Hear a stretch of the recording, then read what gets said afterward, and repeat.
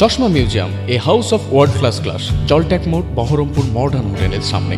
2রা March মুর্শিদাবাদের Nasipur Azimganj rail ব্রিজের উদ্বোধন করেন প্রধানমন্ত্রী নরেন্দ্র মোদী।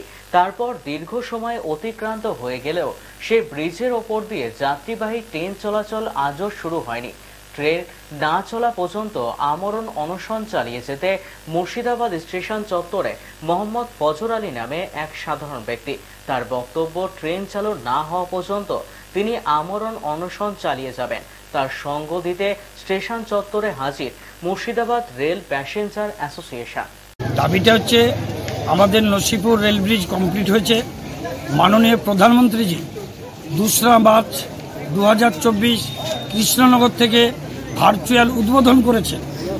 মালগাড়ি চলছে, অথচ এখনো প্যাসেঞ্জার গাড়ি চলছে না। এই প্যাসেঞ্জার গাড়ি আমাদের একান্ত দরকার। আমরা মনে করি যে প্রধানমন্ত্রী যেখানে উদ্বোধন করেছেন সেখানে প্যাসেঞ্জার গাড়ি সেদিন থেকেই চলার কথা, কিন্তু যেহেতু নির্বাচন পড়ে গিয়েছিল তখন আমরা কিছু বলিনি, আমরা দেখে গেছি। আমরা পরবর্তীতে চিন্তা ভাবনা করলাম যে একটা লিখিত জমা দিই।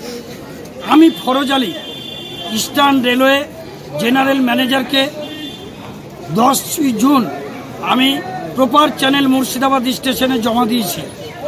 আমার বক্তব্য, দ্রুত প্যাসেঞ্জার ট্রেন চালু করা হোক। যদি প্যাসেঞ্জার ট্রেন না চালু হয় তাহলে আগামী 26/6/2024 বুধবার, মানে আজকে আমি অনশনে বসবো সকাল 10টা থেকে। আমাকে এখন পর্যন্ত রেল আধিকারিকগণ কেউ কোনো রকম উত্তর দেননি, রিপ্লাই দেননি।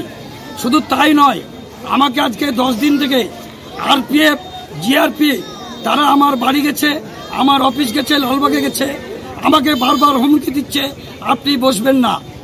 আমি চিন্তিত যে আজকে কেন্দ্রীয় সরকারের রেল দপ্তরের আরপিএফ যারা, তারা আমাকে যেভাবে হুমকি দিচ্ছে, আমাকে বসতে দিচ্ছেন না। আগামী দিনে হয়তো রেল তো চলবেই না।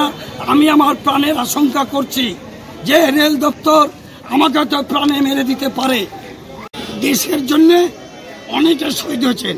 দেশের স্বার্থে, জনগণের স্বার্থে আমার মৃত্যু যদি হয় আমি তা হাসি মুখে মৃত্যুবরণ করব, তাতে আমার কোনো ইচ্ছেন না। ঘিরে রেখেছেন আমার। আমি 8:30 থেকে আছি, যতক্ষণ পারবো আমি দাঁড়িয়ে থাকবো।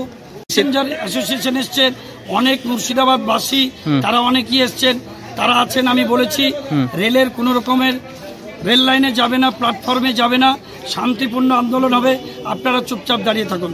মোহাম্মদ ফরজ আলী, আমার বাড়ি লালবাগ, কুতুবপুর, মুর্শিদাবাদ। এখন আজকে কি করছি বলতে, এখানে আমাদের ফরজ আলী সাহেব আছেন। উনি যেহেতু মনস্থির করেছেন যে উনি আমরণ অনশন করবেন আজ থেকে, তো সেই অনুযায়ী উনি এখানে এসেছেন এবং আমাদের Murshidabad district railway passenger association ওনার দাবিতে আমরা ওনাকে সমর্থন করছি যে এখান থেকে এখন পর্যন্ত ব্রিজ কমপ্লিট হয়েছে কিন্তু ট্রেন চলছে না। আজিমগঞ্জ নসিপুর লাইন দিয়ে যে ট্রেন চলছে না, তার জন্যই আজকে ফরজ আলী সাহেব উনি অনশন গ্রহণ করেছেন এবং মুর্শিদাবাদ স্টেশনের চত্বরে উনি বসার জন্য করছেন। কিন্তু এখানে যে আরপিএফ ফোর্স আছে, যারা আছে, আধিকারিকরা আছেন, ওনারা ওনাকে এইখানে বসার জন্য পারমিশন দিচ্ছেন না। এখনো অনশন চলছে, আমরা রিলে অনশনের মধ্যেই আছি। উনি অনশনের মধ্যে আছেন, উনি এখনো বসতে পাননি, উনি দাঁড়িয়েই আছেন।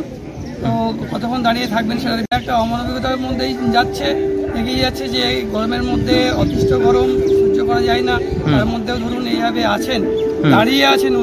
ওনাকে যে একটু বসতে দেওয়া হবে তার কোনো রকম ব্যবস্থা চলছে না। বলা হচ্ছে যে আপনি এই এরিয়ার বাইরে গিয়ে বসুন, সেগুলো উনি বলতে চাইছেন।